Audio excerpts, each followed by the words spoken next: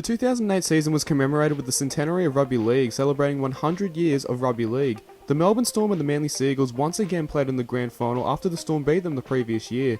However, this was a completely different story in 2008, with the Seagulls scoring 32 points in the second half to smash the Storm 40-0 thanks to a Michael Robertson hat-trick and damaging middle work from Brent Kite, as this is greatest game of all, and these are 5 interesting facts about the 2008 grand final. Number 5, it was the first time both Nine and Fox Sports commentated the match. For the first time in grand final history, the Fox Sports commentary team were a broadcast option for fans, with Warren Smith and Greg Alexander behind the mic. Viewers could only watch this grand final with this commentary as a replay, with Channel 9 still holding the rights to broadcast the match live.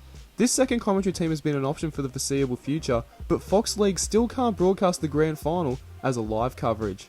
Number 4, it was the only grand final to have both halfbacks as captain. Storm captain Cameron Smith was suspended for a grapple tackle on Sam Thaiday in his team's classic win over the Broncos in the semi-final.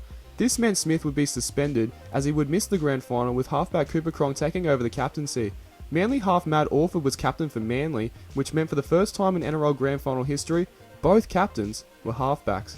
Number 3, Matt Orford converts the Dally M medal to a grand final win. In 2008, Matt Orford was awarded with the Dally M medal after leading his Seagulls to an outstanding season. He became the first player to win the Dally M medal and the grand final in the same season in the NRL era, and the only player up until this point to win both accolades as captain. Peter Sterling was the last person to do this in 1986 with the Eels. The only other players to do this was Jonathan Thurston in 2015, Cameron Smith in 2017, and James Tedesco in 2019. Number 2, Michael Robertson's hat-trick. Manly winger Michael Robertson scored a hat-trick in this match, which is the highest amount of tries scored by a single player in an NRL grand final. Johnny Graves still holds the record for the most tries in a match in grand final history, with South in 1951 scoring 4 tries. Robertson's tries were all consecutive, as he crossed the stripe in the 33rd minute, the 46th minute, and the 50th minute, and he even got a try assist by setting up Steve Menzies for that famous try in his final NRL match. He got it away for Robertson, he got it back for the Beaver! Steve Menzies has scored! And number 1, it was the biggest winning margin in an NRL grand final. 40 points to nil. The Manly Seagulls pulled off one of the all-time grand final performances by thrashing the star-studded Melbourne Storm by 40 points to claim their first premiership in the NRL era.